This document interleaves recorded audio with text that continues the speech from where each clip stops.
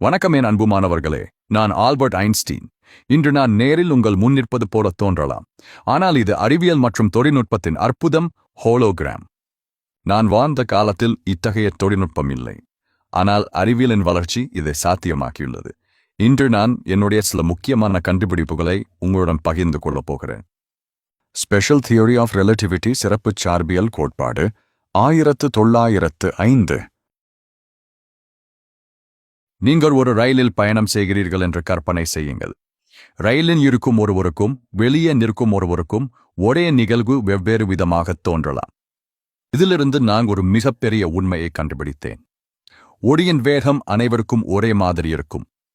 அதன் விளைவாக நேரம் மெதுவாகலாம், நீளம் சுருங்கலாம், பொருளின் நிறை அதிகரிக்கலாம். வேகம் அதிகரிக்கும் போது நேரம் வேறுபட்டு இயங்கும். இந்த GPS செயற்கைக்கோள்கள் துல்லியமாக செயல்படுவதற்கு இந்த கோட்பாடு உதவுகிறது. ஜெனரல் தியரி ஆஃப் ரிலேட்டிவிட்டி, பொது சார்பியல் கோட்பாடு 1915. பலர் ஈர்ப்பு விசை என்பது பொருட்களை கீழே இழுக்கும் ஒரு விசை என்று நினைத்தனர்.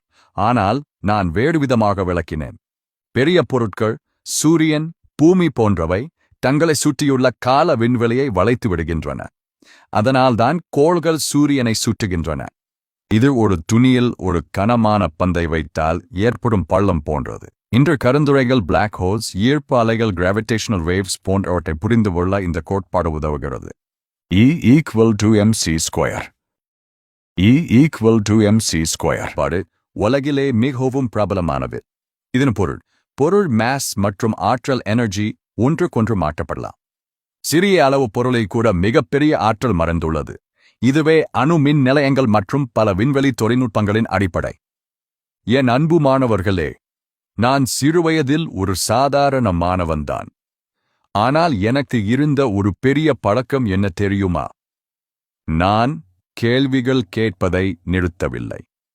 நீங்களும் அதை பின்பற்றுங்கள். ஒரு அரசு பள்ளி மாணவராக இருப்பது உங்கள் கனவுகளுக்கு தடையல்ல.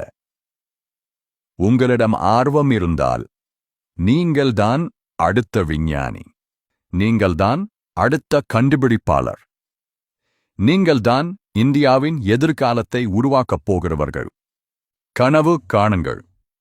கேள்விகள் கேளுங்கள். தோல்வியை அஞ்சாதீர்கள். அறிவியலை நேசியுங்கள். ஏனெனில் imagination is more important than knowledge. நன்றி. வாழ்க அறிவியல். வாழ்க தமிழ்.